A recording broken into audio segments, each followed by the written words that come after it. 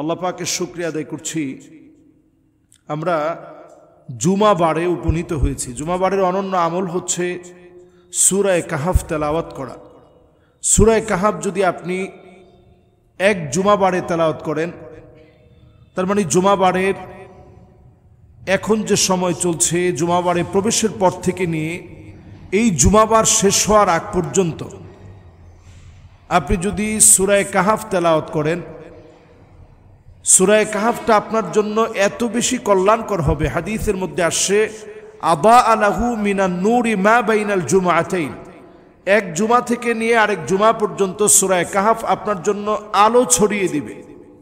এই আলো ছড়িয়ে দেওয়ার অর্থ হচ্ছে দাজ্জালের যে ফিতনাগুলো এখন সর্বত্র বিরাজমান, সব জায়গায় দাজ্জালের যে ফিতনাগুলো ছড়িয়ে আছে, এই ফিতনাগুলো থেকে এই ফিতনা মোকাবেলা করার জন্য সবচেয়ে কার্যকরী বিষয় হচ্ছে জুমাবারে সূরা কাহাফ তেলাওয়াত করা।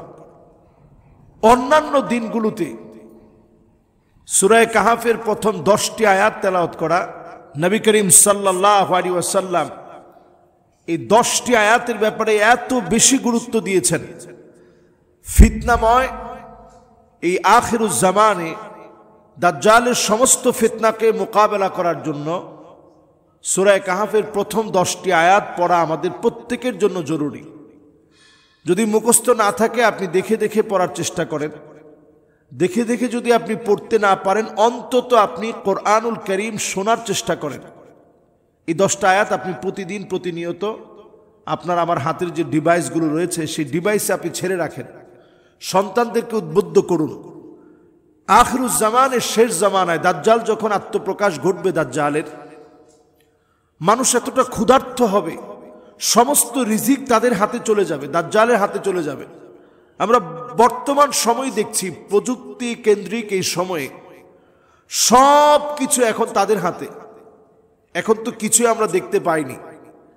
দাজ্জাল হচ্ছে কিয়ামতের সবচেয়ে বড় আলামতের একটি। তো বড় বড় যে আলামতগুলো আছে, এর মধ্যে প্রকাশিত আলামত হচ্ছে দাজ্জালের আত্মপ্রকাশ। সে পূর্ব দিকের একটা দ্বীপের মধ্যে বন্দী আছে। তামিমে দারি রাদিয়াল্লাহু তাআলা আনহুর লম্বা হাদিসের ভিতরে বিস্তারিত সে বিষয়ে আলোচনা এসেছে। কেমন দেখেছিলেন, তার হাতটা এইভাবে বাঁধা আছে, এই সমস্ত বিষয়গুলো শিকলে এইভাবে বাঁধা আছে। এর মধ্যে তাইবারুস নামক নদীর কথা দাজ্জাল জিজ্ঞাসা করেছিলেন। এই সমস্ত নদীগুলো এখন কিন্তু শুকিয়ে যাচ্ছে। খেজুরের বাগানগুলো এখন খেজুরে পরিপূর্ণ হয়েছে এবং সেই আরব এখন সবুজ হয়ে যাচ্ছে। হাত্তা তাউদা আরদুল আরব মুরুজান ওয়া আনহারা, গোটা আরব সবুজ হয়ে যাবে। আরবের এই সবুজ হয়ে যাওয়া এটি স্বাভাবিক কোনো ব্যাপার নয়, বরং এই বিষয়গুলো কিয়ামতের সিমটম। নবীজি সাল্লাল্লাহু আলাইহি সাল্লাম যা বলে গিয়েছেন সেই সিমটমগুলো এখন প্রকাশিত হচ্ছে। তো এই প্রকাশিত সিমটমগুলো আমরা এক এক করে পাচ্ছি। এরপরেও আমরা এগুলো থেকে বাঁচার জন্য যে হাতিয়ার গ্রহণ করা দরকার, সে হাতিয়ার হচ্ছে সূরা কাহাফের প্রথম 10টা আয়াত। এই 10টি আয়াত আমরা মুখস্থ করি, শুনি, পড়ার চেষ্টা করি।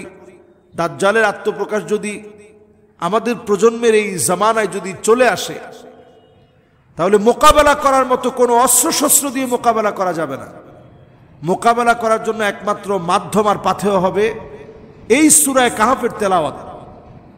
মানুষ ক্ষুধার্ত থাকবে, জিকির, আযকার এবং কোরআনের তেলাওয়াত আপনার ক্ষুধা মিটিয়ে দিবে। মানুষ তৃষ্ণার্ত থাকবে, এই সূরা কাহাফের 10টি আয়াতের তেলাওয়াত আপনার তৃষ্ণা মিটিয়ে দিবে। দাজ্জালের সামনে যখন সরাসরি কথা হবে, এই কথোপকথনে আপনি হেরে যাবেন যদি আপনার ঈমানি হিম্মত না থাকে। একজন যুবককে দাজ্জাল প্রশ্ন করবে, কে আমি? যুবক উত্তর দিবে যে আপনি তো কাযযাব, মিথ্যুক, দাজ্জাল। ওই যুবককে হত্যা করা হবে। আল্লাহ তাআলা ওই যুবককে আবার জীবিত করবেন। দাজ্জাল আবার প্রশ্ন করবে, কে আমি? বলবে, তুই মিথ্যুক, দাজ্জাল। আবার ওই যুবককে হত্যা করা হবে। আল্লাহ রাব্বুল আলামিন ওই যুবককে আবার হায়াত দিবেন। এবার যুবককে আল্লাহ রাব্বুল আলামিন গলার মধ্যে একটা আবরণ পরিয়ে দিবেন। এই আবরণটা পরিয়ে দেওয়ার পর আল্লাহ রাব্বুল আলামিন এমন শক্তিশালী এই যুবককে বানিয়ে দিবেন, রব্বে কারীম সেদিন এই যুবককে এত শক্তিশালী বানাবেন, আল্লাহ রাব্বুল আলামিন বলবেন যে ঠিক আছে এবার তুমি মোকাবেলা করো। এমনভাবে এই যুবক মোকাবেলা করবে, একটা হিম্মত পেয়ে যাবে।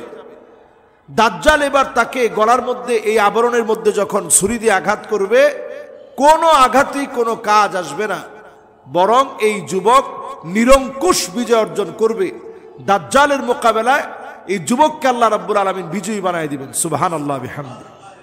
সুতরাং এই সময়ের দাবি হচ্ছে যৌক্তিকভাবে দাজ্জালকে মোকাবেলা করার জন্য সূরা কাহাফের 10টি আয়াতকে মুখস্থ করে নেয়। আল্লাহ রাব্বুল আলামিন আমাদেরকে তৌফিক দান করুক। আসসালামু আলাইকুম ওয়া রাহমাতুল্লাহি ওয়া বারাকাতুহু।